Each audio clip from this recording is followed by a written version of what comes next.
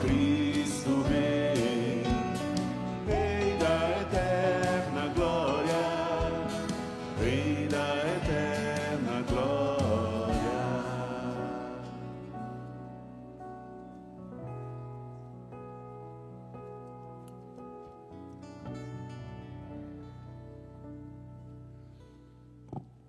O Senhor esteja convosco. Ele está no meio de nós. Proclamação do Evangelho de Jesus Cristo, segundo Lucas. Glória a vós, Senhor.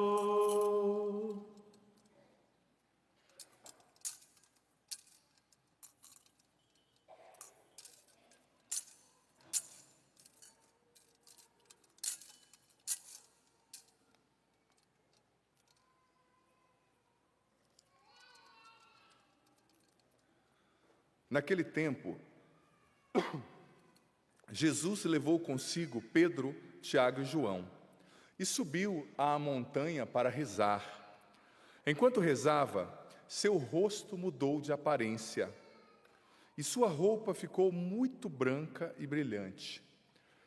Eis que 2 homens estavam conversando com Jesus. Eram Moisés e Elias. Eles apareceram revestidos de glória e conversavam sobre a morte que Jesus iria sofrer em Jerusalém. Pedro e os companheiros estavam com muito sono. Ao despertarem, viram a glória de Jesus e os 2 homens que estavam com ele. E quando estes homens iam se afastando, Pedro disse a Jesus: Mestre, é bom estarmos aqui. Vamos fazer 3 tendas, uma para ti, outra para Moisés e outra para Elias. Pedro não sabia o que estava dizendo. Ele estava ainda falando quando apareceu uma nuvem que os cobriu com sua sombra.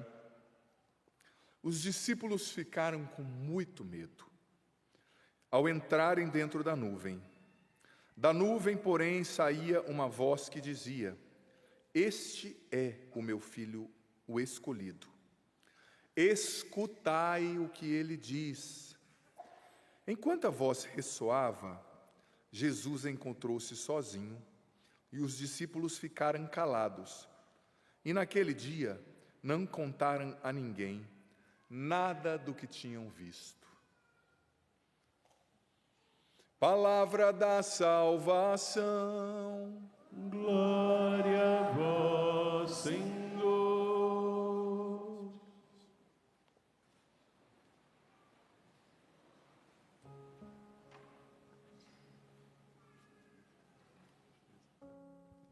Ave Maria, cheia de graça, o Senhor é convosco. Bendita sois vós entre as mulheres, e bendito é o fruto do vosso ventre, Jesus. Santa Maria, Mãe de Deus, rogai por nós, pecadores, agora e na hora de nossa morte. Amém.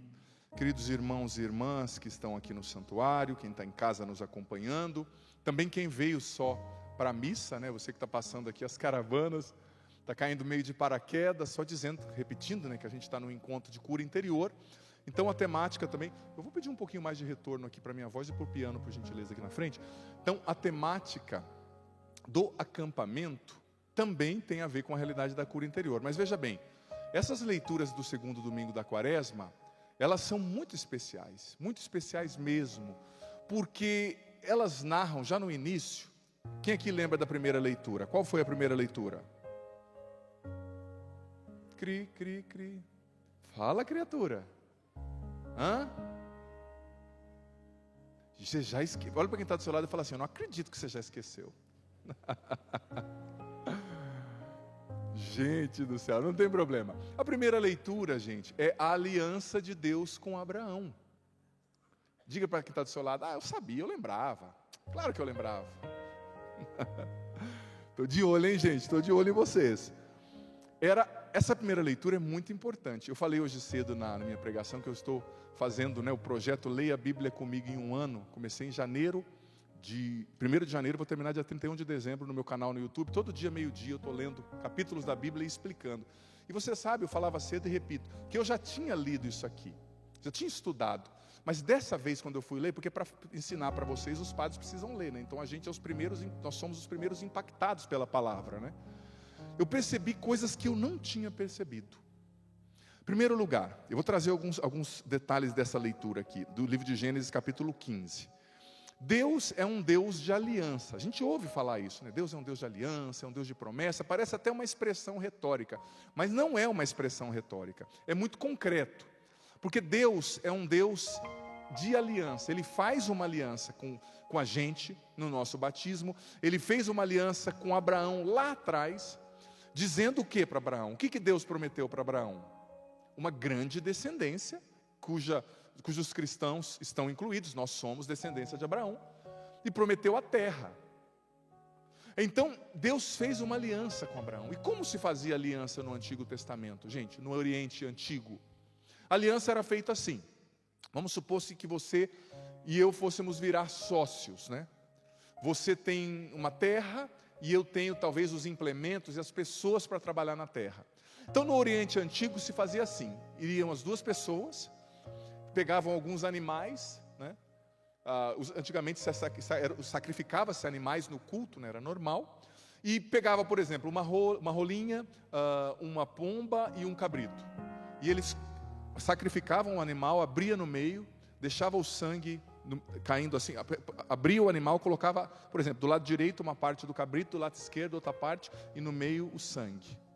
Então, eu e o meu vizinho, por exemplo, falaríamos, então agora nós temos uma aliança, e você vai ser fiel, não roubando nada da minha terra, e eu vou ser fiel, deixando você trabalhar a minha terra. Então vamos passar nós dois no meio desses animais, e pisando nesse sangue, e o que não obedecer essa aliança, seja feito com ele o que foi feito com esses animais. Era assim que se fazia aliança no Antigo Testamento. Ou seja, era muito fácil de convencer, né? Só olhar para o animal cortado, não, tá bom, vou ser fiel. Já que é assim, não faça isso com seu esposo, tá, filha? Não quero encorajar a violência ao vivo, ou vice-versa com a esposa, né? Mas era assim que se fazia aliança. Então o que Deus falou para Abraão? Abraão, sai da tua terra, vai para onde eu vou te mostrar. E Deus disse para Abraão, vai, traz os animais, né, os animais que Deus pediu aqui, uma rola, uma pombinha, um carneiro de 3 anos. Abraão trouxe tudo isso, dividiu pelo meio, menos as aves, né? E dormiu. Deus deu a ele um sono profundo. E quando Abraão acordou, o que aconteceu? Deus enviou um fogo do céu que passou no meio das oferendas e consumiu as oferendas. Então o que Deus estava dizendo? Abraão, eu estou prometendo por mim mesmo. O nome de Deus é fidelidade. Eu nunca vou te abandonar. E eu vou cumprir a minha promessa. E depois, dentro dessa promessa, veio mais para frente a promessa do Messias, que é Jesus. Então, por isso, eu explico isso lá no projeto Bíblia em um ano. Por isso que a Bíblia fala tanto usa tanto aquela genealogia, né? Fulano gerou Beltrano, que gerou Cicrano, que gerou Cicrano e assim sucessivamente. Por quê? Porque o autor sagrado está provando que Deus cumpriu o que prometeu. Ele faz toda essa genealogia para dizer, Deus prometeu a Abraão, aqui estão os descendentes e aqui está sendo cumprida a promessa. Para nós é redundante, mas para o homem bíblico tem muito sentido. Por exemplo, quando faz aquela genealogia das 14 gerações de Jesus, né? De Abraão a Moisés, acho, depois a Davi, eu não lembro qual é a divisão, né? Até chegar em Jessé, né? Desculpa, até chegar em José e depois Jesus, que era o filho de José, da tribo de Judá. Então, Deus fez essa aliança com Abraão e disse, passou o fogo lá no meio. O fogo era o sinal da presença de Deus. Disse, eu vou ser fiel para sempre. Mas Abraão passou no meio da oferenda? Sim ou não? Pode falar, nem que você fale uma bobeira. Se eu estou vendo que muita gente está com sono, né? Domingo à tarde não é fácil para ninguém, né, gente? Abraão não passou.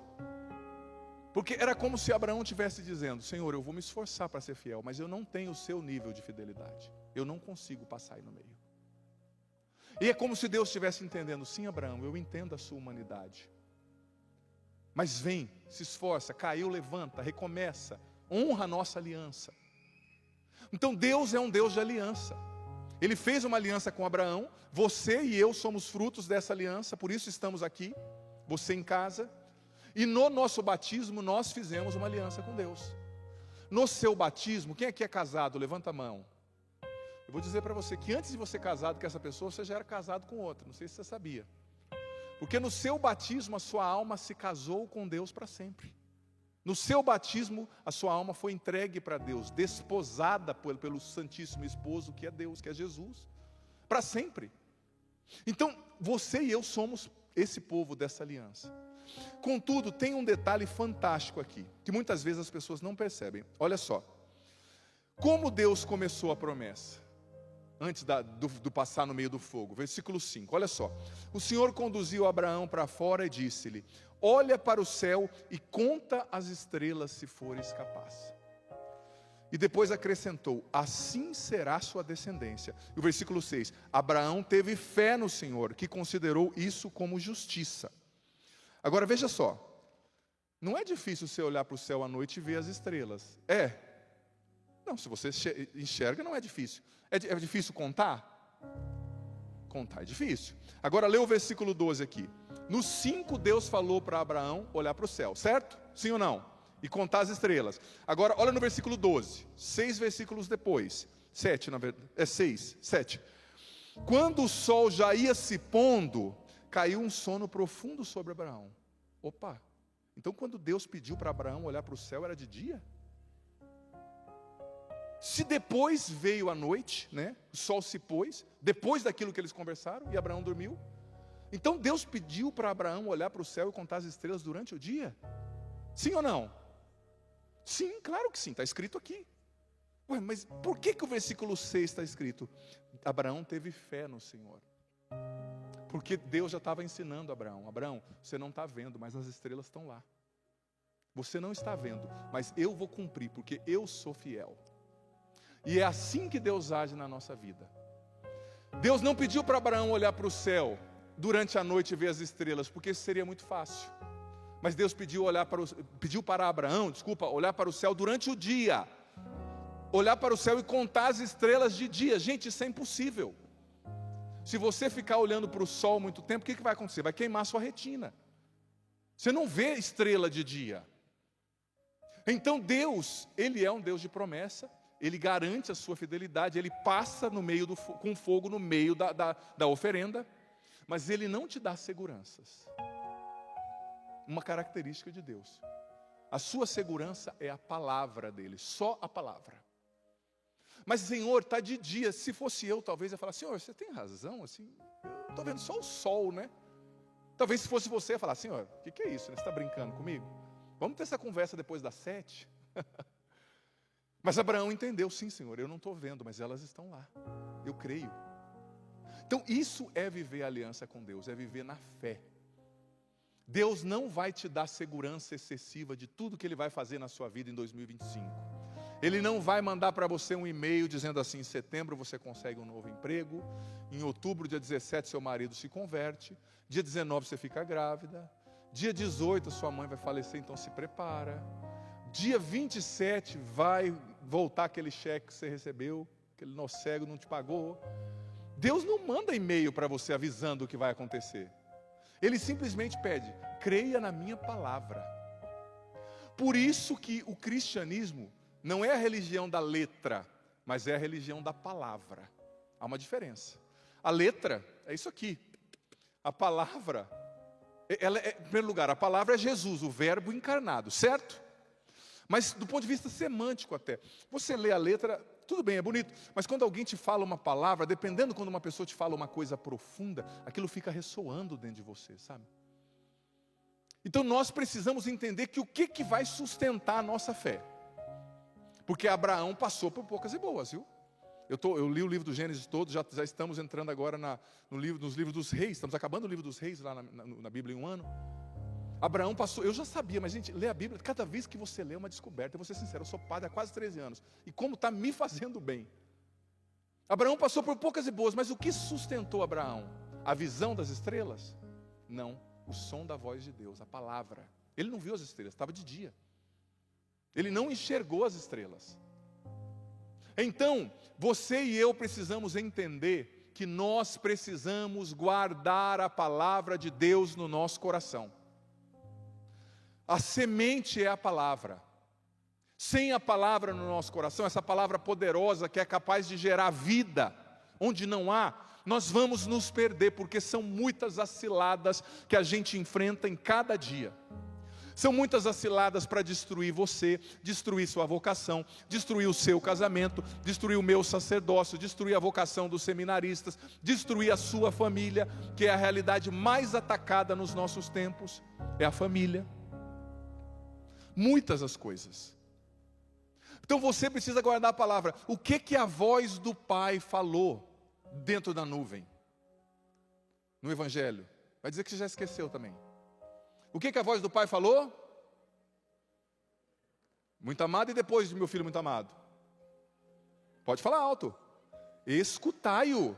Veja bem, o que aconteceu sobre o Monte Tabor? Foi uma teofania. Teosfanós do grego, é Deus se revelando como no seu eu sagrado, né? Ali tem uma ação da Santíssima Trindade. Jesus, o Filho encarnado, a nuvem que é a imagem do Espírito Santo, o Pai que é a voz que fala. Deus quis dar uma mensagem para Pedro, João e Tiago ali, e que seria para todos nós. E qual é essa mensagem? Escutai-o. Escutai-o. A palavra é a semente. Gente, e eu digo para você, o demônio, ele nem quer que você pare de vir na igreja. Ele nem quer que você deixe de rezar o rosário, de rezar o que for que você reze, de participar da canção nova. Ele simplesmente quer que você seja um ouvinte distraído. Se você for um ouvinte distraído, ele já cumpriu a missão dele. Você vai ficar a vida inteira na igreja e vai para o inferno depois, porque a palavra não gerou vida dentro de você. Mas graças a Deus, no mundo de hoje não existem muitas distrações, né? Então a gente não corre esse risco, não é verdade? O que você acha? Você que já está pensando aí agora, eu preciso mandar essa mensagem que o padre está falando. Não precisa não, para esse dedo aí incansável e ouve. Eu tenho que gravar um vídeo agora para minha vizinha. Não tem que gravar, você tem que escutar a criatura. Eu tenho que postar, você não tem que postar, escuta a palavra. O inimigo, ele está fazendo a festa, por quê? Porque nós cristãos, como a maioria das pessoas hoje em dia, eu escrevi isso no meu livro, A Libertação da Mente Ansiosa, o meu penúltimo livro, que o mundo de hoje é um espiral de atividades, de ansiedade, de barulho, e é um trem em movimento, e se a gente não sai, a gente não consegue se encontrar com Deus e com a gente mesmo. Quanta gente surtando por causa de uma mente extremamente ansiosa. E quanta gente que não guarda a palavra de Deus, não consegue guardar. Por quê? Porque vai na igreja para ver a roupa do outro, vai na igreja para olhar como é que está o cabelo da vizinha, se a escova ficou bonita, para comentar depois do filho da mulher que estava cutucando o nariz e comendo o negócio na hora da missa, né? Acontece nas paróquias por aí. Para comentar, o padre não estava bem hoje não, viu? Acho que ele, sei lá, não dormiu bem à noite. Gente, me perdoe, nunca como agora na minha vida eu vi as igrejas tão barulhentas. Nunca como agora na minha vida. Eu sou padre, eu sei o que eu estou falando, tá? Eu não celebro só aqui na Canção Nova, eu ando para vários lugares. Tem paróquias que você chega para celebrar, me perdoe, parece uma feira. Você está num lugar sagrado. Igreja é lugar de silêncio. Jesus está vivo na Eucaristia. O padre fica quieto, criatura. Você está na casa de Deus, você está na presença de Deus. Mas a gente está cada vez, é muito barulho, é muita distração. É muito entretenimento, é muita série. Então o nosso cérebro não se contenta mais só em ouvir uma pregação, digerir uma palavra. A gente precisa de luz, a gente precisa de ação, a gente precisa de movimento, a gente precisa de imagem, a gente precisa de movimento intenso, que desperta emoções na gente, só que a gente não está guardando a palavra. Abraão só tinha a palavra de Deus, ele não tinha nenhuma segurança, nenhuma, somente a palavra. E isso para ele foi o bastante. E agora eu quero entrar mais diretamente, né, na reflexão sobre o Evangelho. Veja bem, tudo nesse Evangelho fala com a gente. Mas eu quero só dizer que o que Jesus viveu ali na Transfiguração, revelou, né, na Transfiguração, é muito importante. Santo Tomás de Aquino, na terceira parte da Suma Teológica, a partir do número 45, ele faz uma análise, né, uma reflexão muito bonita sobre essa Transfiguração. E ele fala que de tudo que aconteceu ali, o mais importante que a gente tem que guardar, eu vou trazer com as minhas palavras, claro, é o seguinte: a gente tem que entender que é preciso escutar o Filho, que eu já estou falando aqui, né, guardar a palavra do Filho. E também, dizia Santo Tomás, a gente precisa entender que aquilo ali era um sinal. Sinal daquilo que nós vamos viver, o sinal da glória que nos espera, né? Se nós formos fiéis. Ou seja, foi uma consolação de Deus em vista da crucifixão, da perseguição, daquilo que eles viveriam. Então eles precisavam ser consolados. E é maravilhoso quando Deus nos consola, é ou não é verdade? Hoje cedo na pregação foi tão bonito, né? Deus consolou a todos nós. Como foi lindo. Mas existem momentos que Deus vai nos consolar e a gente precisa usufruir disso, é bom. Epifanias, teofanias, revelações de Deus. Você sente aquele amor, você sente aquela presença, você sente que Deus está tirando 15 mil quilos das suas costas. Mas nem sempre vai ser assim. Mas quando acontece, Deus nos dá essa graça, temos que usufruir. Temos que usufruir. Mas a gente tem que entender que quando Jesus levou aqueles discípulos ali, além de mostrar o destino deles, além de revelar que Jesus era filho de Deus e precisava, de fato, eles precisavam guardar a palavra de Jesus, uma coisa que me chama muita atenção quando eu leio esse evangelho, é o próprio nome do evangelho. Como é que é o nome do evangelho? Você já ouviu a palavra transfigurar antes? Você já ouviu a palavra configurar? Você já ouviu a palavra desfigurar? A palavra em si, né, o substantivo é figura, mas o verbo sofre uma ação, né, quando muda o quê? O prefixo, que é a palavra que vem antes, né? Configurar, desfigurar, transfigurar. Tão interessante, no português é uma língua linda. E está falando transfiguração. O que é transfiguração? A palavra trans quer dizer transformar, mudar, né? Mudar a figura. O que é desfiguração? É machucar a figura, né? É desfigurar, é tirar a essência. Por exemplo, fulano sofreu um acidente, padre. Está tudo desfigurado. Já ouviu essa palavra? O que quer dizer? A pessoa, você olha para o rosto dela, você nem reconhece, tanto machucado, tanta cirurgia. E o que é configurar, né? Configurar é assumir a figura. Por exemplo, eu assumi a figura do meu pai, querendo ou não querendo. Então, quando a pessoa olha, os antigos falavam assim, né? A feição do seu pai, né? É a feição do vô. Já ouviu essa expressão? O que é configurar? É assumir as feições de. Então, me chamou tanta atenção, porque Jesus chamou lá, os discípulos lá em cima, para se transfigurar. Mas a gente pode usar essa reflexão para entender uma coisa. Existe algo que nos transfigura, que é a presença de Jesus, e eu vou ensinar aqui como viver essa transfiguração. Existe algo que nos desfigura, e existe algo que nos configura. Você pode repetir essas três palavras? Parece complicado, mas não é. Repete, compadre. Transfiguração. Desfiguração. Configuração.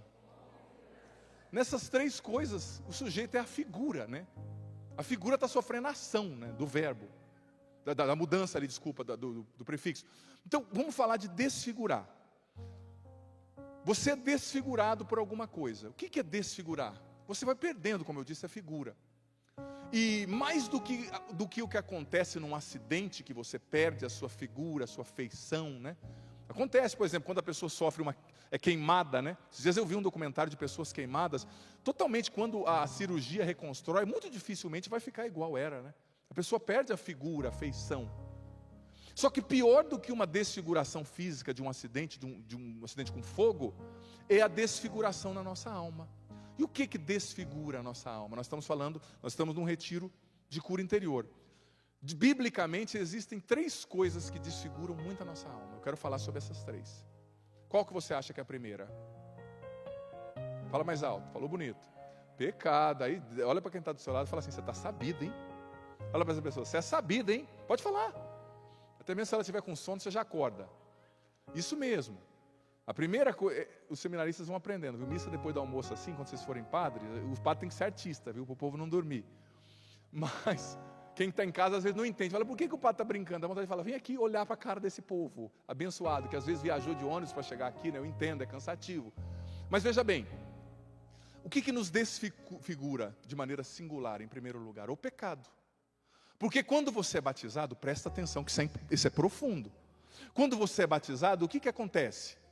O Espírito Santo desenha o rosto de Cristo na sua alma. Você recebe uma figura, um carimbo, um selo no seu batismo. Então o que o pecado faz? Ele não apaga, mas ele desfigura, ele mancha o rosto de Cristo que foi impresso no seu batismo dentro de você, na sua alma. O pecado desfigura a feição de Cristo que foi impressa em você no seu batismo. Ele vem manchar aquilo que você recebeu, porque você traz na sua alma o rosto de Cristo desenhado, está impresso. Só que o pecado ele vem desfigurar, ele vem bagunçar, sobretudo o pecado mortal.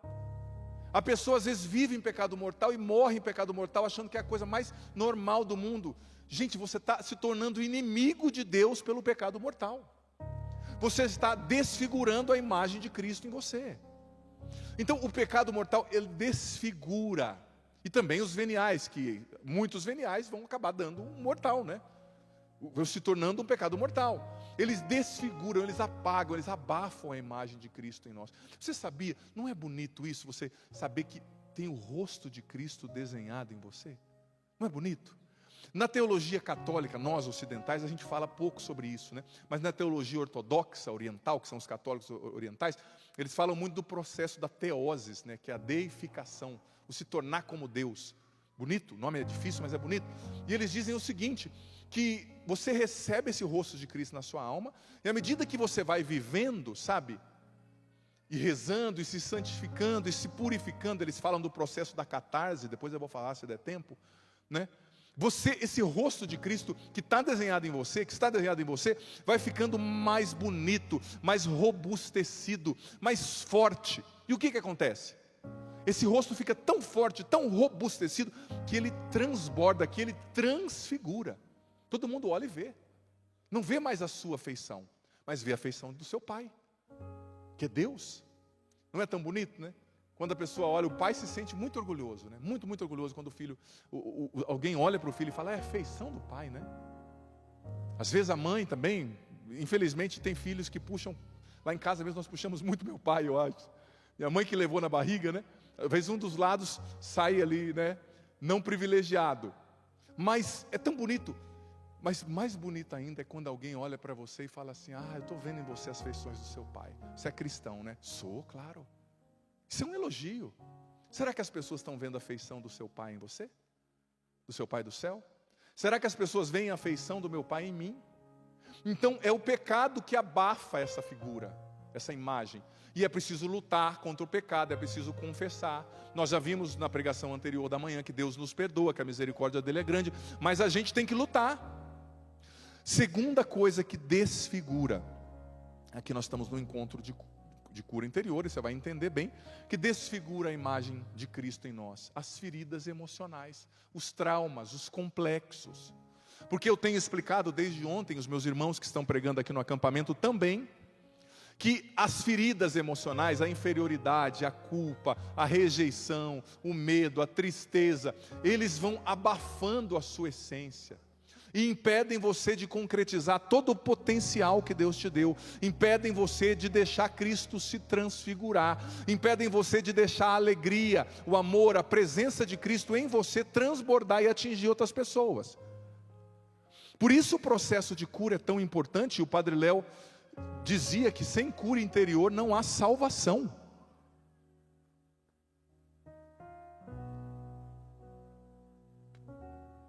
A cura interior é importante para a nossa salvação. Por quê? Porque senão você vai viver sempre com medo. Quantas pessoas que não conseguem acreditar que Deus as ama? Estão sempre com medo, estão sempre esperando que Deus vai punir, não entenderam que Deus é um Pai bom, sempre com medo da punição, sempre com medo do que vai acontecer, não confiam em Deus, não vivem livres como filhos. São as feridas emocionais. Por isso o processo de cura interior é tão importante, se abrir para ser curado por Deus, para receber esse amor de Deus que nós recebemos nessa manhã na pregação, para viver a experiência do batismo no Espírito Santo, né? Que eu vou falar daqui a pouco. Então as feridas emocionais nos desfiguram. Terceira coisa que nos desfigura, pode parecer até exagero, mas biblicamente sabe o que te desfigura? Aponta assim para a sua língua, aponta. Você sabia que biblicamente está escrito que você desfigura a imagem de Deus em você através da sua língua utilizada para o mal, sem sabedoria? A carta de Santiago diz que quem não domina a língua não vai para o céu, não se salva. E quem domina a língua vai para o céu, se salva. por incrível que pareça, isso é bíblico. Eu fiz um estudo bíblico para falar isso aqui para você. Não estou falando coisa da minha cabeça, não. A língua mal utilizada, aqui eu estou falando o quê? De reclamação, eu estou falando de palavrão. Isso desfigura a imagem de Cristo em você. Quantas pessoas que xingam tanto, gente, xingam demais. Claro que você não é assim, né? E aqui está todo mundo assim, dizendo aleluia, candarabaria, alabanda. Aqui é muito fácil ser santo, né? Não xingar. Mas lá na tua casa, a hora que você vê o feijão queimando, queima o feijão, o arroz não está pronto, acaba o gás. Aí toca o telefone. Aí estão batendo na porta, é o testemunho de Jeová vendendo o livro. Aí o criança está saindo ramelo do nariz e comendo. Aí a sua vizinha liga, grita lá do muro, tem ovo aí? Acabou o meu. O ovo hoje em dia, você sabe que está caro, né? Tem gente que achava que ia comer churrasco, o ovo não está caro, está difícil. Ali é a hora de você controlar a sua língua, viu? Criatura, cara de pau. Ali é a hora de você dizer glória ao Pai, ao Filho, ao Espírito Santo. Ali é a hora de você dizer aleluia, porque diante do sacrário é a coisa mais fácil dizer palavras de louvores, o grande, onipotente Deus, Criador da existência celeste, aleluia. Aí é muito fácil, né? Mas a hora que o bicho está pegando, a hora que você está aqui dirigindo na Via Dutra e uma pessoa te poda o seu carro a 60 por hora, né, que nem eu falei na pregação hoje cedo, tem 27 carros atrás, ela andando a 60, onde pode andar 120. E você buzina e ela olha para você sem entender o porquê. Por que esse homem está buzinando para mim? É difícil. Ali que é a hora de você respirar e... Tem gente, me perdoa, que é tão habituada a xingar, que até falando com o padre, esses dias o cara chegou aqui na igreja, padre, gostei muito da sua missa. Na hora que você estava rezando, eu senti um pum no meu coração, padre. Eu falei, você sentiu? Não vou falar o que ele falou aqui, que é um palavrão, né? Uma pum diferente acontecendo de mim. Eu falei, que bom, filho, que bom. Foi o que eu falei, lava sua língua, infeliz. Mas não falei, só pensei, né? Os padres têm que ser educados, mas a gente pensa, né? Às vezes pensa também. Tem gente que xinga para tudo. De cada 10 palavras, 11 são palavrão. Palavrões, né? Está xingando para tudo. Claro que ninguém aqui nessa igreja xinga. E nem em casa. Mas talvez aí você conhece alguém que xinga, então você fala com a pessoa, tá? Xingar, quando você xinga, quando você fala uma palavra mal, você está abrindo a porta da sua alma, muitas vezes para a ação do diabo. Não é exagero, não. O padre Rufus, o exorcista, certa vez pregou aqui na Canção Nova, que muitas pessoas abriam portas para espíritos malignos por causa de palavras. Tá? Ai, padre, que eu tenho que extravasar. Por que você não vai correr, minha filha? Quer extravasar? Em vez de xingar todo mundo, eu vou te dar um conselho. Pega um fardo de algodão, 60 quilos, coloca no ombro e corre. Você vai ver que você vai extravasar tudo. Não vai sobrar nem energia para você xingar. Mas a gente extravasa assim, eu extravaso xingando. Por que você não extravasa adorando o Santíssimo? Por que você não extravasa fazendo academia? Por que você não extravasa lendo um livro? É um griteiro, é uma xingação, e vai ficando normal. A mãe xinga os filhos, grita com os filhos. Eu sei que não é fácil, mas será que é só esse o jeito de você lidar? Quando você xinga e fala certas coisas, o diabo já fala, opa, chamou? Sem você chamar, ele já está de olho. Eu estou falando sério. A sua língua muitas vezes te desfigura. Quando você xinga, quando você reclama. Gente, tem gente que gosta de reclamar, né? Meu Deus do céu. Tem pessoa que você pergunta assim, como é que você está? Mais ou menos. Dá vontade de falar, então cai de uma vez, né? Mais ou menos. Eu tinha um amigo que você perguntava para ele assim, como é que você está? Ele fala assim, olha, se eu falar que eu estou bem, eu estou mentindo. Eu estou ótimo. Gostava de ouvir isso. E às vezes eu sabia que ele estava passando por lutas. Mas ele sabia que Deus o amava, ele sabia que tudo passa. Então ele falava, eu estou ótimo porque Deus me ama e tudo vai passar. O bom vai passar, o ruim vai passar. Mas às vezes a gente se vicia a reclamar. Como é que você está, comadre? Rapaz. A pessoa começa a enumerar as dores, né? Dor na coluna, bico de papagaio, dor nas costas, dor no pescoço, dor no dedo. Você viu, tem gente que a conversa da pessoa é assim sobre remédio, né? Você vê na fila de banco. Hoje em dia tem os aplicativos, a gente não fica tanto em fila de banco, né? Os mais novos não sabem o que é isso, mas nós que temos mais janeiro já ficamos muito, né?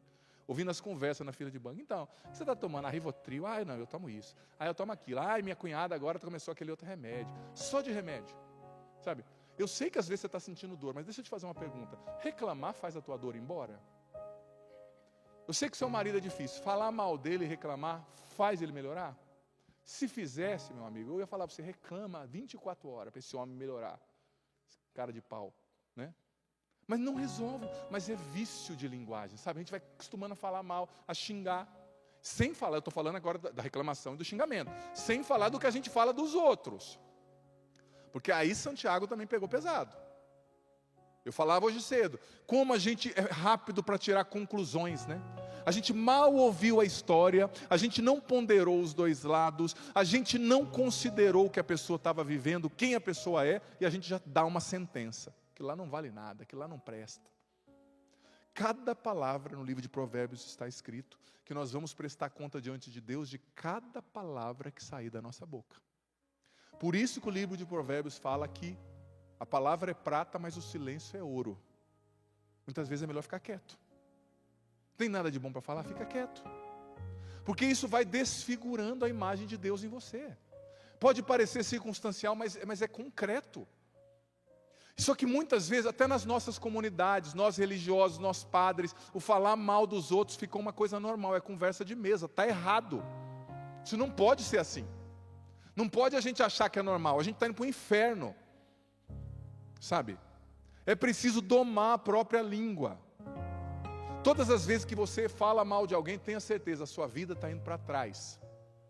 E um propósito para eu e você nessa quaresma, nos confessarmos e lutarmos contra toda e qualquer espécie de fofoca. Quando você fala condenando alguém, tenha certeza, você está dando, eu disse isso de manhã e repito, a Deus a autoridade de condenar você com a mesma medida, porque está escrito, com a medida que você medir, você vai ser medido. Com a condenação que você condenar, você vai ser condenado. Então, gente, a língua nos desfigura. Então, quais são as 3 coisas que o padre ensinou aqui que nos desfiguram? Desfiguram o rosto de Cristo em nós, o pecado, as feridas emocionais e a língua mal utilizada.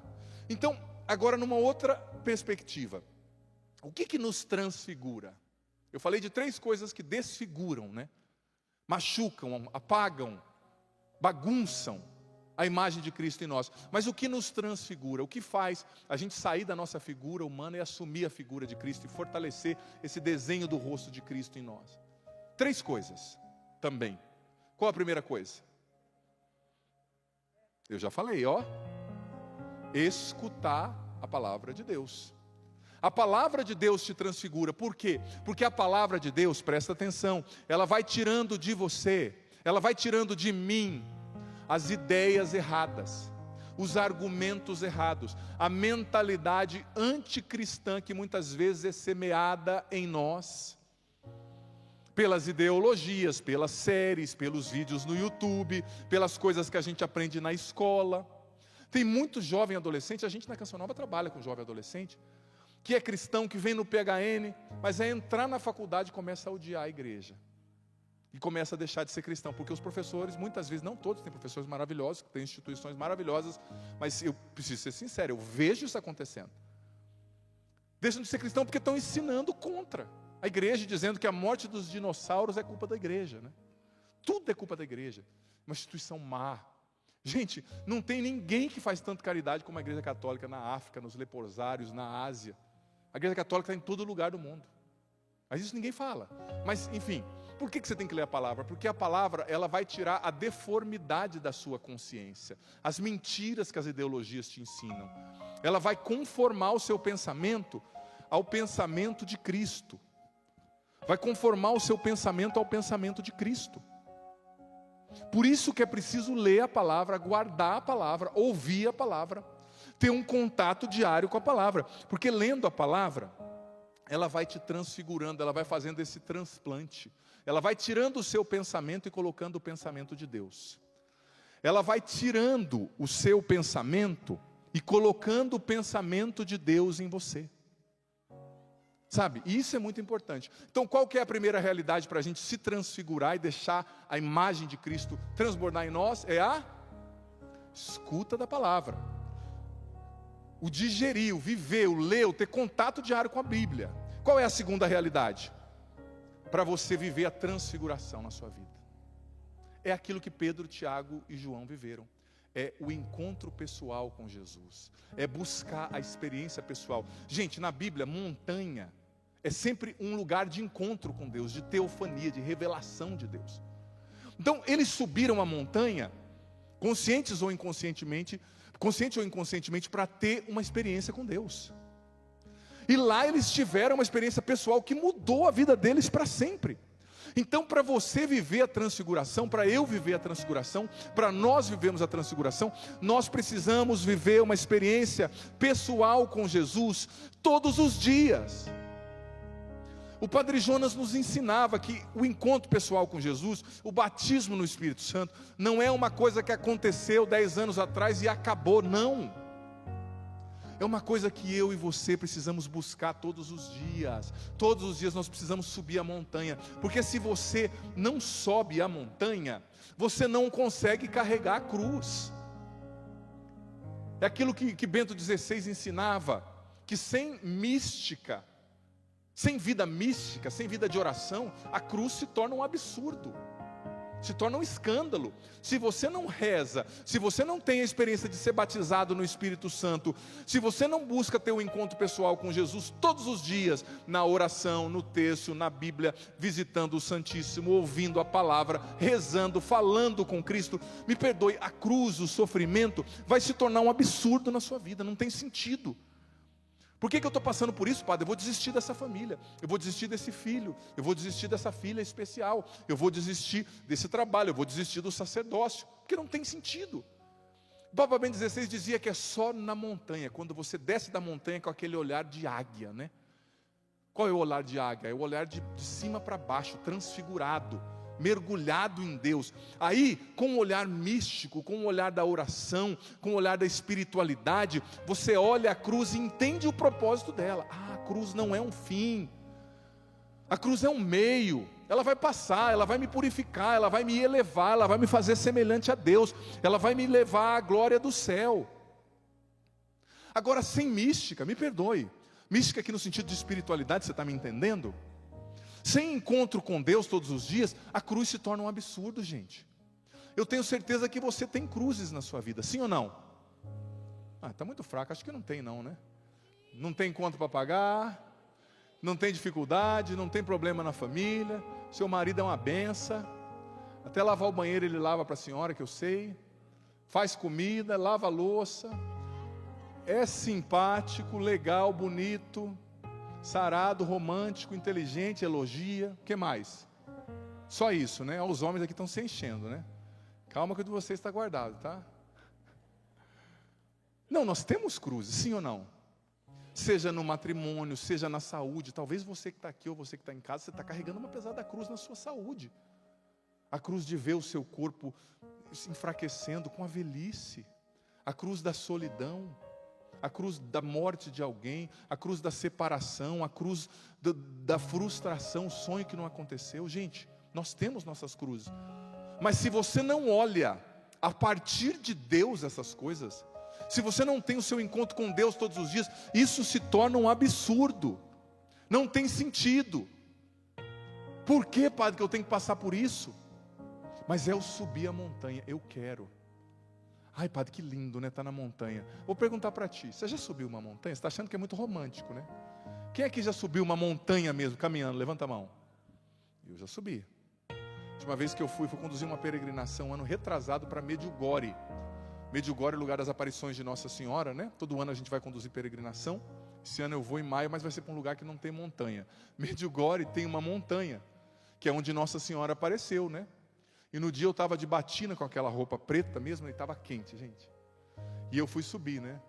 Eu falei, não sei se eu subo, porque era opcional, né? Da hora que eu vi uma senhorinha lá de 87 subindo, eu falei, agora ficou feio. Tem que ir. E fui com aquela batina preta. E lá em Medjugorje tem umas pedras, como é que fala? Pedra sabão, né? Rubens e a Tânia foram comigo, na verdade. Pedra sabão, né? As pedras meio soltas, assim, perigoso, gente. Eu subi naquela batina e o suor escorrendo, né? E as mulheres olhavam para mim, uma senhora falou, parece um anjo. Eu falei, se você soubesse. Dentro da minha cabeça eu dizendo assim, glória a Jesus, né?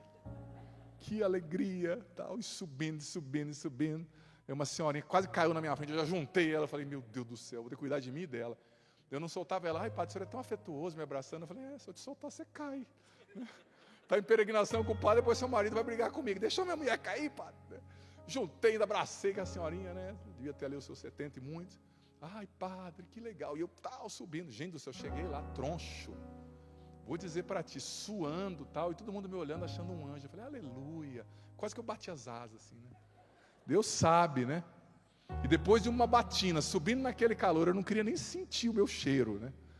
Tem isso também. Então, subir a montanha, por que o padre está usando essa história? Subir a montanha requer esforço, não é romântico. Não é bonito subir a montanha. Eu cheguei lá, meu tornozelo estava doendo. Pressupõe um esforço. Vida espiritual não é abrir a torneira, meu amigo, é cavar uma fonte. Vida espiritual não é abrir os braços e falar, vem Espírito Santo, é subir a montanha e lá em cima encontrar o Espírito Santo, que às vezes vai vir como um fogo, mas às vezes, como aconteceu com o profeta Elias, vai vir com uma brisa suave. Porque tem gente que acha assim, se eu não viver uma experiência mística forte, se eu não sentir, se o som da igreja não tremer, se o padre não revelar os 9 dígitos do meu CPF, eu não tive uma experiência com Deus. Mas quem disse? Deus é quem dita a regra. Às vezes a sua experiência com Deus vai ser forte, vai ser teofânica, vai ser cheia de sinais e prodígios. Às vezes não. Você vai fazer o esforço de subir a montanha, gente. Subir a montanha é um esforço. É como aqui esses degraus aqui. Olha só. Ontem eu fui visitar um padre que mora no 3º andar à noite, né? Subir degrau não é fácil. Olha só. Você tem que fazer um esforço. Sempre quando eu estou subindo aqui, eu fico prestando atenção na roupa para não tropeçar, não cair. Imagina. Rede nacional, que coisa linda. Mas não é um esforço subir o degrau? Eu morei em São Paulo, na Casa da Canção Nova, no 11º andar. Inclusive o Orlando morava naquela casa comigo naquela época, era missionário lá. E uma vez quebrou o elevador, quebrou o elevador, e eu subi 11 lances de escada. Maravilhoso, eu cheguei lá em cima dizendo, glória, aleluia. Pesado, é difícil, não é? Isso para dizer que a vida espiritual, ela é um percurso que exige esforço. Exige dedicação, exige entrega, é um cavucar uma fonte, não é abrir uma torneira. Cavucar no chão, é encontrar água. Às vezes a água está a 10 centímetros, às vezes a água está a 3 metros. Você tem que cavucar, você tem que se esforçar. E aí, como dizia o Padre Jonas Abib para nós, a busca dos meios. Aí você precisa se programar. Para rezar o terço, você precisa se programar. Para ler o Evangelho, você precisa se programar. Para ir à igreja e comungar, você precisa se programar. Para estar na presença de Deus, você precisa se programar para fazer retiros. Você tem que buscar, não é fácil, é uma busca, é um esforço, é uma decisão, é um subir. Subir a montanha para cada dia se encontrar com Deus. Porque é isso que nos sustenta. Porque Pedro, quando ele estava lá e sentiu tudo aquilo, ele falou, Senhor, é bom estarmos aqui. A Bíblia traduziu como bom, mas o verbo era kalos do grego, poderia ter sido traduzido, é belo, né? Belo no sentido assim, plenifica, né, a alma. É tão bonito que me enche estarmos aqui. É o esforço para ter esse encontro com Jesus, porque é isso que nos transfigura, que vai fazer esse rosto de Cristo desenhado em nós transbordar, não ser abafado. Depois, terceira coisa, para você transfigurar, para você deixar o rosto de Cristo desenhar em você, transbordar. Qual é a terceira coisa? Uma constante atitude de louvor. Repita comigo, uma constante atitude de louvor. Repita, uma constante atitude de louvor. É isso que nos transfigura. Por quê? Porque isso vai nos fazer vencer o pecado da reclamação. Isso vai nos fazer vencer o pecado da língua, do falar mal, do xingar. Porque quando você louva, na boca cheia de louvor não tem espaço para o xingamento. Na boca cheia de louvor não tem espaço para murmuração, para reclamação. Na boca cheia de louvor não tem espaço para fofoca. E o que é uma atitude de louvor, gente? É olhar a vida sempre vendo não o mal, mas o bem. Não o que o diabo fez, mas o que Deus está fazendo. Porque eu digo para você, o inimigo trabalha sempre, mas Deus trabalha mais. As coisas ruins estão sempre acontecendo, mas as coisas boas também. Você e eu escolhemos o que nós queremos olhar. Nós escolhemos para onde nós vamos olhar. Então, para transfigurar e para não deixar a imagem de Deus ser desfigurada em nós, nós precisamos ser homens e mulheres de constante louvor, que têm o louvor de Deus nos lábios, que engrandecem, que louvam a Deus concretamente, óbvio. mas que enxergam a realidade a partir de Deus, do controle de Deus, da ação de Deus. Porque Deus nunca deixa de trabalhar. E o olhar de louvor, gente, é o olhar do garimpeiro. Já contei para vocês a metáfora do garimpeiro e do urubu? Quem aqui já foi num garimpo? Levanta a mão. Nossa, muita gente. 2. O que acontece num garimpo? O garimpo não é um lugar que você vai e o ouro está lá escrito, ouro, me pegue. Limpo, brilhante, bonito. Escrito assim, faça um brinco. Não, o ouro está no meio de um monte de outras coisas sujas, aquele cheiro ruim. O ouro, muitas vezes ele está misturado com outras pedras que não são ouro. Aí a pessoa tem que garimpar, a palavra já diz o verbo, né? Cavucar, e o ouro está todo bagunçado, sujo. Não tem aquele aspecto brilhante que a gente vê nas lojas de bijuteria, né? Nas lojas de joias, melhor dizendo. Não tem aquele aspecto. Mas o garimpeiro, ele consegue olhar o ouro sujo, naquela bagunça, e falar, aquilo ali é ouro. É o olhar de Deus. Ele olha para a minha história, para mim, sua história bagunçada, né? Cheia de pecado, de confusão, de desencontro. Ele olha para você como pecador e fala, não, ali eu vejo um padre, ali eu vejo um filho, ali eu vejo um evangelizador, ali eu vejo um homem de Deus, ali eu vejo um futuro santo. Apesar da sujeira que nos envolve, ele vê o melhor, ele vê o ouro na nossa alma. É o olhar do garimpeiro, é o olhar de louvor. Agora o urubu não. O urubu é o olhar da carniça. O urubu pode estar a 6 quilômetros de distância. Ele tem um sistema olfativo tão, desenvolvido, tão sofisticado, que ele sente o cheiro da carniça, do cachorro morto, e vem mais de 6 quilômetros para comer a carniça. Ou seja, ele só vê a desgraça, só vê a carniça, ele se alimenta de carniça. É uma metáfora para o demônio, é uma metáfora do fofoqueiro, é uma metáfora do reclamador. Você tem um olhar de urubu ou de garimpeiro? Ter uma atitude de louvor é ter um olhar de garimpeiro, que mesmo no meio da lama vê o ouro, pega o ouro, trabalha. É claro que o garimpeiro pega o ouro e tem que trabalhar. O ouro está sujo, o ouro está misturado com outros elementos que não são valiosos. Mas o garimpeiro purifica, o garimpeiro limpa, o garimpeiro coloca no fogo para tirar o que não é ouro, as pedras que estão grudadas. O garimpeiro faz esse processo. Então, atitude de louvor é ver a vida como um garimpeiro. Tenho problema, mas tem ouro. Tem ouro na minha família. Padre, tem problema no meu casamento, mas tem ouro. Meu marido não é só defeito, a minha esposa não é só coisa ruim. Tem sujeira, padre, na minha vida, mas eu não sou só isso. Eu sou um filho de Deus, eu vou lutar para ser melhor. Tem problema no meu casamento, tem problema na minha filha, tem problema na minha vida, tem problema na minha saúde, mas não é só sujeira. Tem ouro, eu creio. Deus está agindo, vai melhorar, eu vou lutar, Ele me ama. Esse é o olhar da atitude de louvor. Você entende o que é isso? Sim ou não? É isso que vai nos transfigurar, gente.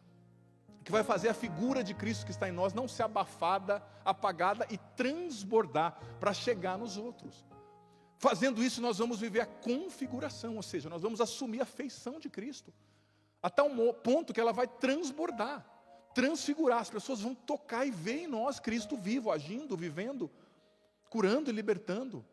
Olha para quem está do seu lado e diga para essa pessoa, você está disposto a viver esse processo de transfiguração? Pergunta para essa pessoa. Diga para ela assim, Deus tem o melhor para você. E hoje Ele quer curar o seu coração. Vamos ficar em pé? Levanta o seu braço direito, a sua mão direita comigo, filho, filha. Levanta com coragem, isso. Você que está aqui, você que está em casa, e você vai rezar com o Padre. Eu renuncio.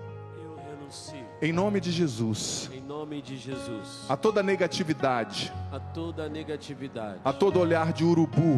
A todo olhar de urubu. A todo pecado.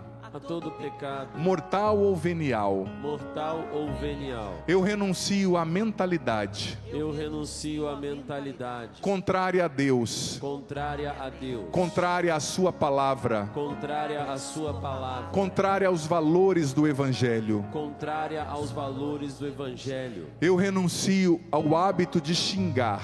Eu renuncio ao hábito de xingar. De reclamar. De reclamar. De murmurar. De murmurar. Eu renuncio à distração, Eu renuncio à distração, à agitação mental, à agitação mental, que não me deixa guardar a palavra de Deus, que não me deixa guardar a palavra de Deus, que não me deixa meditar a palavra de Deus. que não me deixa meditar a palavra de Deus. Eu renuncio Eu renuncio às minhas feridas emocionais, às minhas feridas emocionais, ao medo, ao medo, à tristeza, à tristeza, à rejeição, à rejeição, à culpa, à culpa, à inferioridade. à inferioridade. Eu renuncio Eu renuncio a toda preguiça de subir ao monte, a toda preguiça de subir o monte, de buscar a Deus, de buscar a Deus, de viver a vida de oração, de viver a vida de oração, de viver a vida mística. de viver a vida mística. Eu renuncio à tibieza, Eu renuncio à tibieza, à preguiça espiritual. à preguiça espiritual. Eu renuncio Eu renuncio a todo desânimo, a todo desânimo, a tudo que é contrário a tudo que é contrário, a uma atitude de louvor. a uma atitude de louvor. Eu renuncio Eu renuncio a toda ansiedade, a toda ansiedade, a toda tristeza e depressão, a toda tristeza e depressão, a tudo que abafa, a tudo que abafa, desfigura desfigura a imagem de Cristo em mim. a imagem de Cristo em mim. Eu renuncio às vozes do mal, Eu renuncio às vozes do mal, da tentação,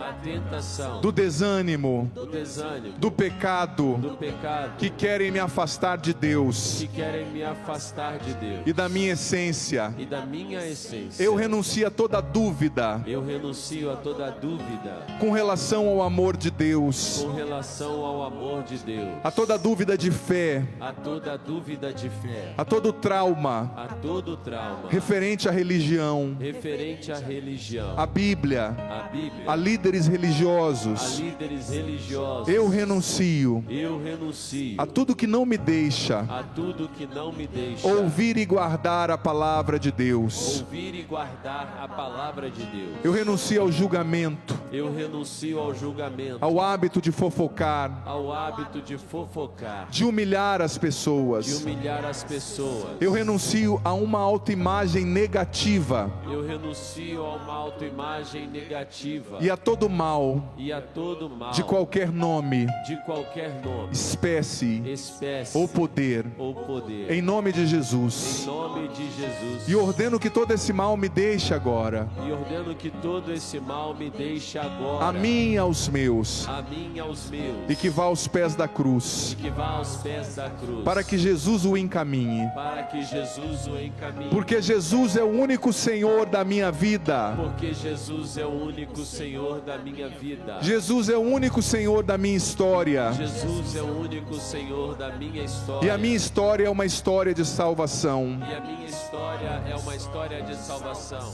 E neste momento, E neste momento, aqui nesta missa, aqui nesta missa, eu quero subir a montanha. eu quero subir a montanha. Eu quero professar a minha fé. Eu quero professar a minha fé. Eu quero professar Eu quero professar que Deus tem o melhor para mim. que Deus tem o melhor para mim. Que a minha vitória vai chegar. Que a minha vitória vai chegar. Que o melhor de Deus está por vir. Que o melhor de Deus está por vir. Em nome de Jesus, Em nome de Jesus. eu quero profetizar Eu quero profetizar que o meu futuro está nas mãos de que o Deus. meu futuro está nas mãos de Deus. Que a minha família está nas mãos de Que Deus. a minha família está nas mãos de Deus. E nenhum mal irá nos atingir. E nenhum mal irá me atingir. Em nome de Em Jesus. nome de Jesus. Por isso eu peço, vem Espírito Santo. Por isso eu peço, vem Espírito Santo. Batiza-me agora. Batiza-me agora. Enche o meu coração. Enche o meu coração. Enche a minha mente. Enche a minha mente. Vem Espírito Santo. Vem Espírito Santo. Redesenha Redesenha o rosto de Cristo na minha o alma, rosto de Cristo na minha alma, que foi apagado pelo pecado. que foi apagado pelo pecado. Batiza-me, Espírito Santo. Batiza-me, Espírito Santo. Cura as minhas feridas mais profundas. Cura as minhas feridas mais profundas. Liberta-me de todo mal. Liberta-me de todo mal. Dai-me um novo gosto pela oração, Dá-me um novo gosto pela oração. uma nova disposição para para rezar. Uma nova disposição para rezar. Transforma minha mente, Espírito Santo. Transforma a minha mente, Me Espírito faz Santo. pensar como Deus. Me faz pensar como Deus. Encha-me com a tua presença. Encha-me com a tua presença. E levanta os seus dois braços agora, filho, filha. Reza no Espírito agora, reza em línguas. Se você nunca rezou assim, deixa o Espírito Santo rezar em você. Esse é o dom da oração em línguas, através da qual o Espírito Santo reza em nós. Solta a voz, Orlando, músicos. Vai rezando com eles. Solta a sua voz. Vai deixando o Espírito Santo rezar em você. Você aqui, você em casa, não tenha medo. Levanta os braços, reza com fé.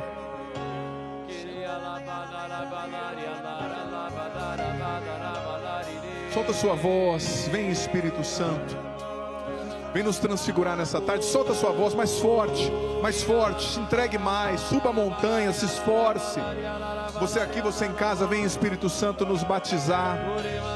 A nós que estamos aqui, a quem está em casa, como sacerdote, eu peço, batiza-nos, Espírito Santo. Que ninguém fique sem ser batizado por ti.